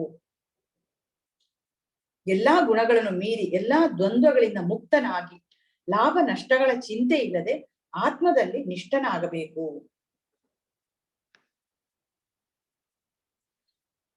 41ನೇ ಶ್ಲೋಕದಲ್ಲಿ ಕೃಷ್ಣ ಹೇಳ್ತಾನೆ, ವ್ಯವಸಾಯಾತ್ಮಕ ಬುದ್ಧಿ ರೇಖೇಹ ಕುರುನಂದನ ಬಹುಶಾಖಾ ಹನಂತಾಶ್ಚ ಬುದ್ಧಿಯೋ ವ್ಯವಸಾಯಿನಂ. ಅಂದ್ರೆ ದೃಢ ನಿಶ್ಚಯ ಇರೋರಿಗೆ ಒಂದೇ ಗುರಿ, ದೃಢ ನಿಶ್ಚಯ ಇಲ್ಲದವರಿಗೆ ಅನೇಕ ಗುರಿಗಳು ಅಂತ ಕೃಷ್ಣ ಹೇಳ್ತಾನೆ. ಇಲ್ಲಿ ನಿಶ್ಚಯ ಸ್ವಭಾವ ಇಲ್ಲದವರ ಬುದ್ಧಿಗೆ ಅನೇಕ ಶಾಖೆಗಳಿರ್ತವೆ. ಆದ್ರಿಂದ ನೀನು ಒಂದೇ ಗುರಿಯನ್ನು ಹೊಂದಬೇಕು. ಒಂದೇ ಗುರಿಯಲ್ಲಿ ನೀನು ಮುಂದುವರಿಬೇಕು. ಲಾಭ ನಷ್ಟಗಳ ಚಿಂತೆ ಇಲ್ಲದೆ ಆತ್ಮದಲ್ಲಿ ನಿಷ್ಠನಾಗಬೇಕು. ಭೋಗ ಮತ್ತು ಪ್ರಾಪಂಚಿಕ ಸುಖಗಳಿಗೆ ಅತಿಯಾಗಿ ಅಂಟಿಕೊಂಡಾಗ ನಮಗೆ ಇಂತಹ ಸಂದೇಹಗಳು ಮೂಡ್ತದೆ. ಯಾವ ವಿಷಯದಲ್ಲೂ ನಮಗೆ ಮನಸ್ಸು ನೆಡಲಿಕ್ಕೆ, ಯಾವ ವಿಷಯದಲ್ಲೂ ನಮಗೆ ಫೋಕಸ್ ಮಾಡ್ಲಿಕ್ಕೆ ನಮ್ಗೆ ಆಗುದಿಲ್ಲ. ಓಡೋ ಆ ಕಡೆ ಈ ಕಡೆ ಮನಸ್ಸು ಓಡ್ತಾ ಇರ್ತದೆ. ಅದನ್ನು ಒಂದು ಕಡೆ ನಿಶ್ಚಲವಾಗಿ ನಿಲ್ಲಿಸ್ಲಿಕ್ಕೆ ನಮ್ಗೆ ಆಗುದಿಲ್ಲ. ಕೆಲವರು ನಮಗೆ ಹೇಳಬಹುದು, ಭಗವದ್ಗೀತೆ ಅಂತ ಸಣ್ಣ ಮಕ್ಕಳಿಗೆ ಭಗವದ್ಗೀತೆ ಅಂತ ಕ್ಲಾಸ್ಗೆ ಸೇರಿಸುವುದರಿಂದ ಅಥವಾ ಭಗವದ್ಗೀತೆ ಓದುವುದರಿಂದ ಎಲ್ಲವನ್ನೂ ಅವರೆಲ್ಲ ಸಂಸಾರ ಬಿಟ್ಟು ಓಡಿ ಯೋಗಿಗಳಾಗ್ಬೋದು, ಸನ್ಯಾಸಿಗಳಾಗ್ಬೋದು ಅಂತ ಹೇಳೋದನ್ನ ನಾವು ಕೆಲವು ಸಲ ಕೇಳಿರ್ಬೋದು. ಕೆಲವರು ಹೇಳ್ತಾರೆ ಆ ರೀತಿ. ಸಾಂಸಾರಿಕ ಬಂಧನದಿಂದ ಅವರು ದೂರ ಹೋಗಬಹುದು, ಯಾವುದು ಬೇಡ ಅಂತ ಹೇಳೋ ಒಂದು ಮನಸ್ಥಿತಿಗೆ ಅವರು ಬರಬಹುದು. ಆದ್ರೆ ಅಂತಹ ಮಾತುಗಳಿಗೆ ಅರ್ಥ ಇಲ್ಲ. ಇದೊಂದು ರೀತಿಯ ತಪ್ಪು ಧಾರಣೆ, ತಪ್ಪು ಗ್ರಹಿಕೆ. ಇದು ಭಕ್ತಿ ಮಾಡುವುದು ಅಥವಾ ಧರ್ಮದ ಮಾರ್ಗದಲ್ಲಿ ನಡೆಯುವುದು ಅಂತ ಹೇಳೋದು ಬರೀ ಸಾಧು ಸಂತರಿಗೋ ಸನ್ಯಾಸಿಗಳಿಗೋ ಹೇಳಿದ್ದಲ್ಲ, ಸಂಸಾರಿಗಳಿಗೂ ಕೂಡ ಇದು ಅತ್ಯಗತ್ಯ. ಭಕ್ತಿ ಮಾಡಬೇಕು, ಧರ್ಮ ಮಾರ್ಗದಲ್ಲಿ ನಡೆಯಬೇಕು. ಇದು ಗೃಹಸ್ಥರಿಗೂ, ಬ್ರಹ್ಮಚಾರಿಗಳಿಗೂ, ಸನ್ಯಾಸಿಗಳಿಗೂ ಎಲ್ಲರಿಗೂ ಇದು ಅತ್ಯಗತ್ಯವಾದಂತಹ ಒಂದು ಧರ್ಮ ದಾರಿ. ಅರ್ಜುನ ಕ್ಷತ್ರಿಯ. ಭಗವದ್ಗೀತೆ ಕೇಳೋ ಮೊದಲು ಅವನು ಕ್ಷತ್ರಿಯನೇ ಆಗಿದ್ದ. ಅವನನ್ನು ಅನೇಕ ಸಂದೇಹಗಳು ಕಾಡ್ತಾ ಇದ್ದವು. ಆದ್ರೆ ಭಗವದ್ಗೀತೆ ಕೇಳಿದ ನಂತರ ಅವನು ಧೀರನಾಗಿ ಹೋರಾಡ್ತಾನೆ. ಅವನ ಕರ್ತವ್ಯವನ್ನು ಅವನು ಧೀರನಾಗಿ ಮುಗಿಸ್ತಾನೆ. ಎಲ್ಲವನ್ನೂ ಬಿಟ್ಟು ಓಡಿ ಹೋಗೋರಿದ್ದ ಅರ್ಜುನನನ್ನು ಕೃಷ್ಣ ನಿಲ್ಲಿಸಿ ಯುದ್ಧ ಮಾಡಿಸ್ತಾನೆ. ಆದ್ರಿಂದ ನಮ್ಗೆ ವಿಧಿಸಿದಂತಹ ಕರ್ತವ್ಯಗಳನ್ನು ಸ್ಥಿತಪ್ರಜ್ಞರಾಗಿ ನಾವು ನಿರ್ವಹಿಸಬೇಕು. ಕೃಷ್ಣ ಹೇಳ್ತಾನೆ, ನಿನಗೆ ಕರ್ಮ ಮಾಡ್ಲಿಕ್ಕೆ ಮಾತ್ರ ಅಧಿಕಾರ, ಕರ್ಮ ಫಲದ ಮೇಲೆ ಅಧಿಕಾರ ಇಲ್ಲ.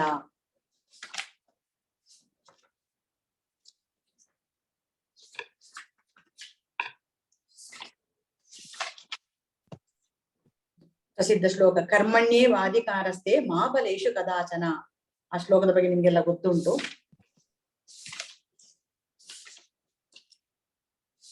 ಆದ್ರಿಂದ ನೀವು ಕರ್ಮ ಫಲಕ್ಕೆ ಅಂಟಿಕೊಳ್ಬಾರ್ದು. ಯಾವಾಗ್ಲೂ ಕರ್ಮದ ಮೇಲೆ ಮಾತ್ರ ನಮಗೆ ಅಧಿಕಾರ, ಕರ್ಮ ಫಲದ ಮೇಲೆ ನಮಗೆ ಯಾವುದೇ ಅಧಿಕಾರ ಇಲ್ಲ. ಕೃಷ್ಣ ಹೇಳ್ತಾನೆ.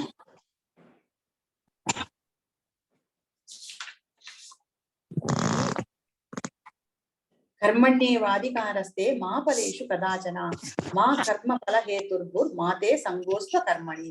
ನಿನಗೆ ನಿಯೋಜಿತ ಕರ್ತವ್ಯಗಳನ್ನು ಮಾಡುವುದಕ್ಕಷ್ಟೇ ಅಧಿಕಾರ, ಆದರೆ ಕರ್ಮ ಫಲಕ್ಕೆ ನಿನಗೆ ಅಧಿಕಾರವಿಲ್ಲ. ಕರ್ಮ ಫಲಕ್ಕೆ ನೀನು ಕಾರಣ ಎಂದು ಭಾವಿಸಲೇಬೇಡ. ಹಾಗೆ ಕರ್ಮವನ್ನು ಬಿಡಬೇಕೆಂದು ನಿನಗೆ ಮನಸ್ಸು ಬಾರದೇ ಇರಲಿ. ಇದು ಕೃಷ್ಣ ಅರ್ಜುನನಿಗೆ ಹೇಳುವಂತಹ ಮಾತುಗಳು ಇಲ್ಲಿ. ಆದ್ರಿಂದ ಸಮಚಿತ್ತತೆಯಿಂದ ಯುದ್ಧ ಮಾಡು. ನಿಶ್ಚಿಂತೆಯಿಂದ ಕೃಷ್ಣನ ಸೇವೆ, ಸ್ವಾಮಿಯ ಸೇವೆ ಅಂತ ಹೇಳಿ ನೀನು ನನಗೋಸ್ಕರ ಯುದ್ಧ ಮಾಡು. ನಾನು ಹೇಳಿದ್ದೇನೆ, ನೀನು ಯುದ್ಧ ಮಾಡು, ಅಷ್ಟೇ ನಿನ್ನ ಕರ್ತವ್ಯ. ಕೃಷ್ಣ ಹೇಳಿದ್ದಾನೆ, ನೀನು ಯುದ್ಧ ಮಾಡ್ಬೇಕು. ಆ ರೀತಿ ನೀನು ಯುದ್ಧ ಮಾಡು ಅಂತ ಹೇಳಿ ಕೃಷ್ಣ ಇಲ್ಲಿ ಅರ್ಜುನನಿಗೆ ಹೇಳ್ತಾನೆ. ಈಗ ಅರ್ಜುನ ಕೇಳ್ತಾನೆ, ಸಮಚಿತ್ತದ ಬಗ್ಗೆ ನೀನು ಹೇಳಿದ್ಯಲ್ಲ ಕೃಷ್ಣ, ಸ್ಥಿತಪ್ರಜ್ಞನಾಗಿರ್ಬೇಕು ಅಂತ ನೀನು ಹೇಳ್ತಾ ಇದ್ಯಲ್ಲ, ಸ್ಥಿತಪ್ರಜ್ಞನ ಲಕ್ಷಣಗಳೇನು ಅಂತ ಇಲ್ಲಿ ಅರ್ಜುನ ಕೃಷ್ಣನ ಹತ್ರ ಕೇಳ್ತಾನೆ. ಕೃಷ್ಣ ಸ್ಥಿತಪ್ರಜ್ಞನ ಲಕ್ಷಣಗಳೇನು, ಅವನ ಭಾಷೆ ಯಾವುದು, ಅಂದ್ರೆ ಅವನು ಯಾವ ರೀತಿ ಇರ್ತಾನೆ, ಅವನ ಲಕ್ಷಣಗಳೇನು, ಅಂತಹ ಮನುಷ್ಯ ಹೇಗಿರ್ತಾನೆ, ಸ್ಥಿತಪ್ರಜ್ಞನಾದಂತಹ ಮನುಷ್ಯ ಹೇಗಿರ್ತಾನೆ ಅಂತ ಕೃಷ್ಣನ ಹತ್ರ ಅರ್ಜುನ ಕೇಳ್ತಾನೆ. ಕೃಷ್ಣ ಹೇಳ್ತಾನೆ, ಮನಸ್ಸಿನಲ್ಲಿ ಉದ್ಭವ ಆಗುವಂತಹ ಇಂದ್ರಿಯ ಸುಖದ ಬಯಕೆಗಳನ್ನು ತ್ಯಜಿಸಿ ಶ್ರೀ ಭಗವಾನ್ ವಾಚ ಪ್ರಜಾಹಾತಿ ಯದಾ ಕಾಮಾನ್ ಸ ನ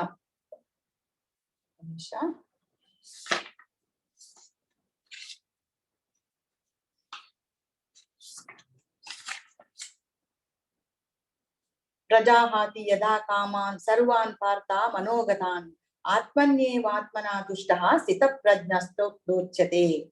ಪಾರ್ಥ, ಮನಸ್ಸಿನ ಕಲ್ಪನೆಗಳಿಂದ ಉಂಟಾದ ಇಂದ್ರಿಯ ಸುಖದ ವಿವಿಧ ಬಯಕೆಗಳನ್ನು ತ್ಯಜಿಸಿ ಮನಸ್ಸು ಪರಿಶುದ್ಧವಾಗಿ ಆತ್ಮದಲ್ಲೇ ಸಂತುಷ್ಟನಾದಾಗ ಆತನನ್ನು ಶುದ್ಧ ದಿವ್ಯ ಪ್ರಜ್ಞೆಯಲ್ಲಿ ಇರುವವನೆಂದು ಕರೆಯುತ್ತಾರೆ. ಇಂದ್ರಿಯ ಸುಖದ ಬಯಕೆಗಳನ್ನು ತ್ಯಜಿಸಿ ಯಾರು ತನ್ನಲ್ಲಿ ತಾನು ಇರ್ತಾನೋ ಅವನು ಸ್ಥಿತಪ್ರಜ್ಞ. ದುಃಖ ಅಂಥವರು ದುಃಖ ಬಂದಾಗ ಕುಗ್ಗುವುದಿಲ್ಲ, ಸುಖ ಬಂದಾಗ ಹಿಗ್ಗುವುದಿಲ್ಲ. ಅಂತಹ ಜೀವಿಗಳು ಅಂತಹ ಸ್ಥಿತಪ್ರಜ್ಞರು ಎಲ್ಲಾ ಸುಖ ದುಃಖಗಳಿಗೆ ಭಗವಂತನೇ ಕಾರಣ, ನನಗೆ ಏನಿದ್ರು ಭಗವಂತನ ದಯದಿಂದ ಈ ಸುಖ ಸಿಕ್ಕಿದೆ. ಏನಾದ್ರೂ ಒಂದು ಸುಖ ಅವರಿಗೆ ಬಂತು ಅಂತ ಆದ್ರೆ ಅವ್ರು ಏನ್ ನೆನ್ಸ್ಕೊಳ್ತಾರೆ, ಇವ್ರು ಏನು ಭಾವಿಸ್ತಾರೆ ಅಂತಂದ್ರೆ, ಭಗವಂತನ ಕರುಣೆಯಿಂದಾಗಿ ನನಗೆ ಇಂತಹ ಸುಖ ಸಿಕ್ಕಿದೆ, ನಾನು ಅದಕ್ಕೋಸ್ಕರ ಭಗವಂತನಿಗೆ ಇನ್ನೂ ಹೆಚ್ಚಿನ ಸೇವೆ ಮಾಡಬೇಕು ಅಂತ ಹೇಳುವ ನಿರ್ಧಾರಕ್ಕೆ ಬರ್ತಾರೆ. ಅಥವಾ ಒಂದು ವೇಳೆ ಅವರಿಗೆ ದುಃಖ ಬಂತು ಅಂತಾದ್ರೆ, ಭಗವಂತ ನನಗೆ ಇಷ್ಟು ಕಡಿಮೆ ದುಃಖ ನನಗೆ ಕೊಟ್ಟಿದ್ದಾನೆ, ಬಹುಶಃ ಇದಕ್ಕಿಂತಲೂ ಜಾಸ್ತಿ ನಾನು ಅನುಭವಿಸುವಂತದ್ದಿತ್ತು, ಆದ್ರೆ ಇಷ್ಟರಲ್ಲೇ ನನಗೆ ಭಗವಂತ ನನ್ನ ರಕ್ಷಣೆ ಮಾಡಿದ್ದಾನೆ ಅಂತ ಹೇಳುವ ಒಂದು ಮನಸ್ಥಿತಿಯಲ್ಲಿ ಅವರು ಇರ್ತಾರೆ. ಯಾವುದನ್ನು ಅವರು ಮೋಹಿಸುವುದೂ ಇಲ್ಲ, ಯಾವುದನ್ನು ಅವರು ದ್ವೇಷಿಸುವುದೂ ಇಲ್ಲ. ಅಂತಹ ಜ್ಞಾನಿಗಳು ಯಾರನ್ನು ಹೊಗಳುವುದೂ ಇಲ್ಲ, ಯಾರನ್ನು ತೆಗಳುವುದೂ ಇಲ್ಲ. ಅವರಿಗೆ ಯಾರಲ್ಲೂ ದ್ವೇಷವೂ ಇಲ್ಲ, ಯಾರಲ್ಲಿ ಕೋಪವೂ ಇಲ್ಲ, ಯಾರಲ್ಲಿ ಅತಿಯಾದ ಮೋಹವೂ ಇಲ್ಲ. ಒಂದು ರೀತಿ ಸ್ಥಿತಪ್ರಜ್ಞರ ಲಕ್ಷಣಗಳನ್ನು ಆಮೆಗೆ ನಾವು ಹೋಲಿಸ್ಬೋದು. ನೀವು ಆಮೆಯನ್ನು ನೋಡಿರ್ತೀರಿ, ಆಮೆ ಚಿಪ್ಪಿನಲ್ಲಿ ಅಡಗಿರ್ತದೆ ಅಲ್ವಾ, ಅದರ ಮುಖ ಮಾತ್ರ ಹೊರಗಿರ್ತದೆ. ಅಥವಾ ಅದು ತನಗೆ ಬೇಕಾದಾಗ ಮಾತ್ರ ತನ್ನ ಕಾಲುಗಳನ್ನು ಕೈಗಳನ್ನು ಹೊರಗೆ ಹಾಕಿ ಮುಂದೆ ಹೋಗಿ, ಅಥವಾ ಏನಾದ್ರೂ ಕೆಲಸ ಇದ್ರೆ ಮಾತ್ರ ಮಾಡಿ ಮುಂದೆ ಹೋಗು, ಅದಕ್ಕೆ ಏನ್ ಮಾಡ್ಬೇಕು ಅದು ಮಾಡಿ ಮತ್ತೆ ತನ್ನ ಕೈಕಾಲುಗಳನ್ನು ಇಂದ್ರಿಯಗಳನ್ನು ಅದು ಚಿಪ್ಪಿನೊಳಗೆ ಅಡಗಿಸಿಟ್ಕೊಳ್ತದೆ. ಒಂದು ನಿರ್ದಿಷ್ಟ ಉದ್ದೇಶಕ್ಕಾಗಿ ಮಾತ್ರ ಅದು ತನ್ನ ಇಂದ್ರಿಯವನ್ನು ಹೊರಚಾಚುತ್ತದೆ, ಆಮೇಲೆ ಪುನಃ ಒಳಗೆ ಎಳೆದುಕೊಂಡು ಅಡಗಿಸಿಟ್ಕೊಳ್ತದೆ. ಆ ರೀತಿ ಅದು ತನ್ನಲ್ಲೇ ತಾನು ಇರ್ತದೆ. ಆ ರೀತಿ ನಾವು ನಮ್ಮ ಇಂದ್ರಿಯಗಳ ಬಗ್ಗೆ ಜಾಗರೂಕರಾಗಿರ್ಬೇಕು. ಎಷ್ಟು ಬೇಕೋ ಅಷ್ಟು ಮಾತ್ರ ಅದು ಕಾರ್ಯಪ್ರವರ್ತವಾಗ್ಲಿಕ್ಕೆ ಬಿಡಬೇಕು.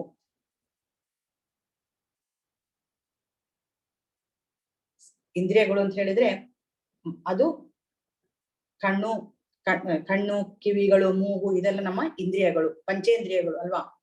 ಕಣ್ಣು, ಕಿವಿ, ಮೂಗು, ನಾಲಿಗೆ, ಬಾಯಿ, ಇದೆಲ್ಲ ನಮ್ಮ ಪಂಚೇಂದ್ರಿಯಗಳು. ಕಣ್ಣು ಸದಾ ಯಾವುದನ್ನಾದ್ರೂ ನೋಡ್ಬೇಕು ಅಂತ ಆಸೆ ಪಡ್ತಾ ಇರ್ತದೆ.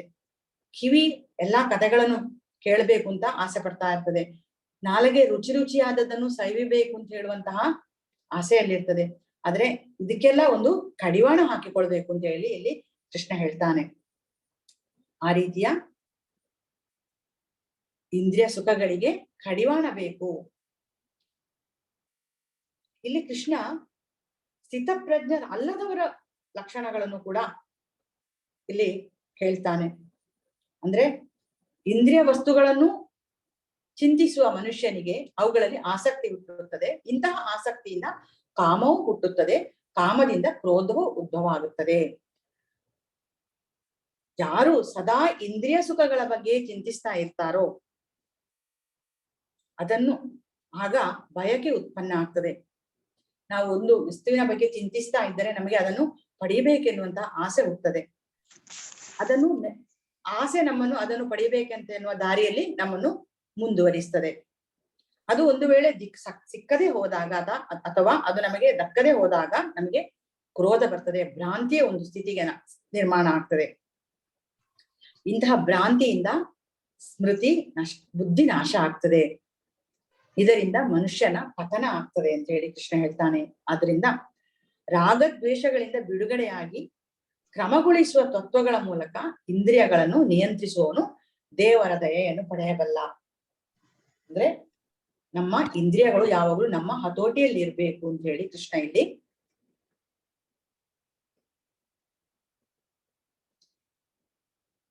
ಹೇಳ್ತಾನೆ. ಅದರಿಂದ ಈ ರೀತಿ ನಮ್ಗೆ ಬದುಕಲು ಸಾಧ್ಯ ಆಗದಿದ್ರೆ ನಮ್ಗೆ ಶಾಂತಿ ಸಿಗುವುದು ಸ್ವಲ್ಪ ಕಷ್ಟವೇ. ನಾವು ನಮ್ಮ ದೇಹದೊಂದಿಗೆ ಈ ಸಂಬಂಧದ ಬದಲು ಆತ್ಮದೊಂದಿಗೆ ನಮಗೆ ಸಂಬಂಧ ಅಂತ ಯಾವಾಗ ನಾವು ಅರಿತುಕೊಳ್ತೇವೋ ಆಗ ನಮಗೆ ಶಾಂತಿ ಸಿಗ್ತದೆ. ಎಲ್ಲರೂ ಹುಡುಕಾಡೋದು ಸುಖ ಶಾಂತಿಗಲ್ವಾ? ಎಲ್ಲರಿಗೂ ಸುಖದ ಅಪೇಕ್ಷೆಯೇ. ಯಾರು ಕಷ್ಟ ಬೇಕು ಅಂತ ಕೇಳ್ಕೊಳ್ಳೋದೇ ಇಲ್ಲ, ಎಲ್ಲರಿಗೂ ಸುಖ ಬೇಕು. ಸುಖ ಬೇಕಾದ್ರೆ ಏನ್ ಬೇಕು? ಸುಖ ಸಿಗ್ಬೇಕಾದ್ರೆ ಮನಸ್ಸಿಗೆ ಶಾಂತಿ ಬೇಕು. ಮನಸ್ಸು ಶಾಂತಿಯಲ್ಲಿದ್ರೆ ನಾವು ಸುಖದ ಅನುಭವವನ್ನು ಅನುಭವಿಸ್ತೇವಲ್ವಾ? ಅಂತ ಒಂದು ಅನುಭವ ಆಗ್ತದೆ ನಮಗೆ. ಮನಸ್ಸು ಅಲ್ಲೋಲ ಕಲ್ಲೋಲವಾಗಿದ್ರೆ ನಮಗೆ ಸುಖ ಇಲ್ಲ, ಶಾಂತಿ ಇಲ್ಲ, ಕಷ್ಟ ಅನ್ನಿಸ್ತದೆ ನಮಗೆ. ಆದ್ರಿಂದ ಶಾಂತಿ ಬೇಕಿದ್ರೆ ಸ್ಥಿರವಾದ ಒಂದು ಮನಸ್ಸು ಬೇಕು. ಸುಖ ಬೇಕಿದ್ರೆ ಶಾಂತಿ ಬೇಕು. ಶಾಂತಿ ಬೇಕಾದ್ರೆ ಒಂದು ಸ್ಥಿರವಾದ ಮನಸ್ಸು ಬೇಕು. ಸ್ಥಿರವಾದ ಮನಸ್ಸು ಹೇಗೆ ಸಿಗ್ತದೆ ಅಂತ ಹೇಳಿದ್ರೆ ದಿವ್ಯ ಜ್ಞಾನದ ಮೂಲಕ ಸಿಗ್ತದೆ. ಯಾವುದು ದಿವ್ಯ ಜ್ಞಾನ? ನಾನು ಆತ್ಮ, ಈ ದೇಹ ಅಲ್ಲ. ಆದ್ರಿಂದ ದೇಹದ ಬಗ್ಗೆ ವ್ಯಾಮೋಹ ಬೇಡ. ಆದ್ರೆ ಈ ದೇಹ, ನಾವೆಷ್ಟು ದಿನ ಈ ದೇಹಧಾರಿಗಳಾಗಿರ್ತೇವೋ ಅಷ್ಟು ದಿನ ನಮಗೆ ಈ ದೇಹವನ್ನು ನಿರ್ಲಕ್ಷ್ಯ ಮಾಡ್ಲಿಕ್ಕೆ ಸಾಧ್ಯ ಇಲ್ಲ. ಆದ್ರೆ ಅತಿಯಾದಂತಹ ವ್ಯಾಮೋಹ ಬೇಡ ಅಂತ ಇಲ್ಲಿ ಹೇಳ್ತಾ ಇರೋದಷ್ಟೇ. ಯಾವಾಗ ನಮ್ಗೆ ಇಂತಹ ದಿವ್ಯ ಜ್ಞಾನ ಸಿಗ್ತದೆ ಅಂತ ಹೇಳಿದ್ರೆ ಭಗವದ್ಗೀತೆ ಅಂತಹ ಗ್ರಂಥಗಳನ್ನು ನಾವು ಪಠಣ ಮಾಡಿದಾಗ ನಮಗೆ ಈ ಜ್ಞಾನ ಸಿಗ್ತದೆ. ಈಗ ಇದು ಗೀತೆಯ ಸಾರ, 2ನೇ ಅಧ್ಯಾಂಶದ ಸಾರ ಇದು. ಇಲ್ಲಿ ನಮ್ಗೆ ಅರ್ಜುನನ ಎಲ್ಲಾ 5 ಪ್ರಶ್ನೆಗಳಿಗೆ ಉತ್ತರ ಸಿಕ್ಕಿದೆ. ಈಗ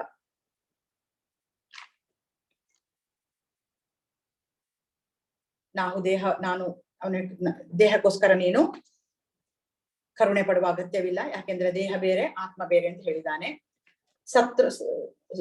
ಸಂತೋಷದ ಬಗ್ಗೆ ಹೇಳುವಾಗ ಸತ್ತರೂ ನಿನಗೆ ಸ್ವರ್ಗ ಸುಖ, ಗೆದ್ದರೂ ನಿನಗೆ ರಾಜ್ಯ ಸುಖ ಅಂತ ಹೇಳ್ತಾನೆ. ಆಮೇಲೆ ಸಂಸ್ಕಾರ ಇಲ್ಲ ಅಂತ ಹೇಳುವ ಮಾತು ಬಂದಾಗ ಭಕ್ತಿ ಚಟುವಟಿಕೆಯಲ್ಲಿ ಅಥವಾ ಕೃಷ್ಣ ಹೇಳಿದಾಗೆ ನಡೆದಾಗ ಧರ್ಮದ ಸ್ಥಾಪನೆ ಆದಾಗ ಅಲ್ಲಿ ಸಂಸ್ಕಾರ ನಾಶ ಆಗುವುದಿಲ್ಲ. ಧರ್ಮಿಷ್ಠರಾದಂತಹ ರಾಜರಿದ್ದಲ್ಲಿ ಧರ್ಮ ಮಾರ್ಗದಲ್ಲಿ ರಾಜ್ಯ ನಡೆಯುತ್ತದೆ ಅಂತ ಹೇಳ್ತಾನೆ. ಈ ರೀತಿ ಎಲ್ಲಾ ಪ್ರಶ್ನೆಗಳಿಗೂ, ಅರ್ಜುನನ ಎಲ್ಲಾ ಸಂಶಯಗಳಿಗೂ ಕೃಷ್ಣ ಇಲ್ಲಿ ಉತ್ತರ ಕೊಡ್ತಾನೆ. ಇದು ಗೀತೆಯ ಸಾರ. ಹಾಗಿದ್ರೆ ಗೀತೆ ಇಲ್ಲಿಗೆ ಮುಗೀತಲ್ವಾ ಅಂತ ನಾವು ಭಾವಿಸ್ಬೋದು. ಮುಗೀತಲ್ಲ, ಅಷ್ಟೇ, ಅವನ ಪ್ರಾಬ್ಲಮ್ ಏನಿತ್ತು ಅದು ಸಾಲ್ವ್ ಆಯ್ತು, ಇನ್ನು ಯುದ್ಧ ಮಾಡ್ಬೋದು ಅಂತ. ಆದ್ರೆ ಇಲ್ಲಿ ಕೃಷ್ಣ ಭಗವದ್ಗೀತೆಯನ್ನು ಅರ್ಜುನನ ಮೂಲಕ ನಮಗೆ ಬೋಧಿಸ್ತಾ ಇದ್ದಾನೆ. ಈ ಕಲಿಯುಗಕ್ಕೆ ಅವನು ಈ ಜ್ಞಾನವನ್ನು ಕೊಡ್ತಾ ಇದ್ದಾನೆ. ಅವನಿಗೆ ಗೊತ್ತುಂಟು ಕಲಿಯುಗದ ಜನರು ಮಂದಮತಿಗಳು. ಅವರಿಗೆ ಈಗ ನೀವು ಹೇಳ್ಬೋದು ಕೃಷ್ಣನಿಗೋಸ್ಕರ ಕೆಲಸ ಮಾಡು, ಕರ್ಮಫಲ ತ್ಯಾಗ ಮಾಡು ಅಂತ ಹೇಳಿದ್ರೆ ಹೇಗೆ ಮಾಡುವುದು ಅಂತ ಅಲ್ವಾ? ನನ್ಗೂ ಅರ್ಥ ಆಗುದಿಲ್ಲ ಅದು ಅಲ್ವಾ? ನಮ್ಗೆ ಅರ್ಥ ಆಗ್ಲಿಲ್ಲ. ಆದ್ರಿಂದ ಕೃಷ್ಣ ಮುಂದಿನ ಅಧ್ಯಾಯಗಳಲ್ಲಿ ಅದನ್ನು ಸ್ಟೆಪ್ ಬೈ ಸ್ಟೆಪ್, ಅಂದ್ರೆ ಹಂತ ಹಂತವಾಗಿ ಯಾವ ರೀತಿ ಅದನ್ನು ಮಾಡಬಹುದು ಅಂತ ಹೇಳುವುದನ್ನು ಕೃಷ್ಣ ಮುಂದಿನ ಅಧ್ಯಾಯಗಳಲ್ಲಿ ನಮ್ಗೆ ತಿಳಿಸ್ಕೊಡ್ತಾನೆ. ಇಲ್ಲಿಗೆ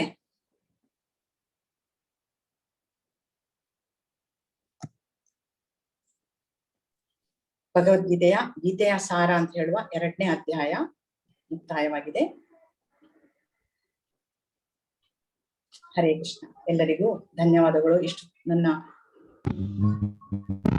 ವಿವರಣೆಯನ್ನು ಎಲ್ಲರೂ ಕೇಳಿದ್ದೀರಿ, ಅರ್ಥ ಆಗಿದೆ ಅಂತ ಭಾವಿಸ್ತೇನೆ. ಏನಾದ್ರೂ ವಿಷಯ ಇದೆ ಕೇಳಬಹುದು. ಹರೇ ಕೃಷ್ಣ. ಹರೇ ಕೃಷ್ಣ.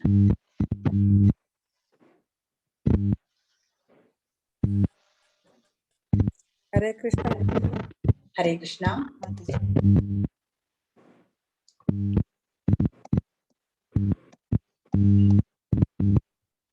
ಹರೇ ಕೃಷ್ಣ. ವಾಯ್ಸ್ ಡಿಸ್ಟರ್ಬೆನ್ಸ್ ಇದೆ ಮಾತಾಜಿ, ಬ್ಯಾಕ್ ಗ್ರೌಂಡ್ ಏನೋ ಸೌಂಡ್ ಬರ್ತಾ ಇದೆ. ಹಲೋ. ಹಲೋ. ಹರೇ ಕೃಷ್ಣ. ಹರೇ ಕೃಷ್ಣ. ಒಂದು ಕ್ವಶನ್ ಇತ್ತು, ಕೇಳಿ ಮಾತಾಜಿ. ಏನಂದ್ರೆ ನಾವು ಇವಾಗ ಮೊದ್ಲಿಂದಲೂ ಮಹಾಭಾರತ ಇದು ಭಗವದ್ಗೀತೆ ಓದ್ತಾ ಇದ್ದೆ. ಬಟ್ ಇದ್ರಲ್ಲಿ ನೀವು ಹೇಳಿದ್ರಲ್ಲ, ಕೃಷ್ಣ ಅರ್ಜುನಿಗೆ ಇದು ದ್ವಂದ್ವ ಉಂಟು ಮಾಡ್ದಂಗೆ ಮಾಡ್ದ ಅಂತ. ಹೌದು, ಅದು ನಾನು ಎಲ್ಲೂ ಓದಿದಂಗೆ ಇಲ್ಲ ಆಕ್ಚುಲಿ. ಅದು ಯಾಕೆ ಮಾಡಿದ್ರು ಅಂತ? ಯಾಕೆ ಮಾಡಿದ್ರು ಅಂತ ಹೇಳಿದ್ರೆ, ಅವನ ಮೂಲಕ ನಮಗೆ ಭಗವದ್ಗೀತೆಯನ್ನು ಕೊಡಬೇಕಿತ್ತು ಕೃಷ್ಣನಿಗೆ ಅಲ್ವಾ. ಅವನು ಮೋಹ ಪರವಶನ ಆಗದಿದ್ರೆ ಇಲ್ಲಿ ಭಗವದ್ಗೀತೆ ಹೇಳುವಂತ ಪ್ರಮೇಯವೇ ಬರ್ತಿರ್ಲಿಲ್ಲಲ್ಲ ಅಲ್ವಾ. ಕೃಷ್ಣನಿಗೆ ಅರ್ಜುನ ಶರಣಾಗತನಾದ್ರಿಂದ, ಅವನಿಗೆ ಅಂತಹ ಸಂಶಯಗಳು ಮನಸ್ಸಿನಲ್ಲಿ ಮೂಡಿದ್ರಿಂದ ಅಲ್ವಾ ಕೃಷ್ಣ ಇಲ್ಲಿ ಭಗವದ್ಗೀತೆಯನ್ನು ಬೋಧಿಸ್ತಾನೆ ಅರ್ಜುನನಿಗೆ ಅಲ್ವಾ. ಆದ್ರಿಂದ ಅವನು ಯಾಕೆ ಶರಣಾಗತನಾಗ್ತಾನೆ, ಅವನಿಗೆ ಯಾವಾಗ ಸಂಶಯಗಳು ಕಾಡಲ ಆರಂಭಿಸ್ತದೋ ಆಗ ಅವನು ಶರಣಾಗತನಾಗ್ತಾನೆ. ಅಲ್ಲಿ ಶ್ಲೋಕ ಓದಿದ್ರೆ ಗೊತ್ತಾಗ್ತದೆ ಮಾತಾಜಿ. ನೀವು, ನಾನೀಗ 2ನೇ ಅಧ್ಯಾಯ ಮಾಡಿದ್ದೇನಲ್ಲ, ನೀವು ಮನೆಗೆ ಹೋಗಿ ಮನೆಯಲ್ಲಿ ನಿಮ್ಮಲ್ಲಿ ಪುಸ್ತಕ ಇದ್ರೆ ದಯವಿಟ್ಟು ಅವತ್ತಿನ ಅಧ್ಯಾಯವನ್ನು ಅವತ್ತೇ ಓದಿ. ಆಗ ನಿಮಗೆ ಇನ್ನೂ ಸ್ವಲ್ಪ ಜ್ಞಾನ ಜಾಸ್ತಿ ಸಿಗ್ತದೆ. ನಾನೇನ್ ಹೇಳಿದ್ದೇನೋ ಅದಕ್ಕಿಂತ ಜಾಸ್ತಿ ಜ್ಞಾನ ಸಿಗ್ತದೆ ಮಾತಾಜಿ. ಹರೇ ಕೃಷ್ಣ. ಏನು ಡಿಸ್ಟರ್ಬೆನ್ಸ್ ಇದೆ, ಯಾರಿಗೂ ಅಂತ ಅರ್ಥ ಆಗ್ತಾ ಇಲ್ಲ.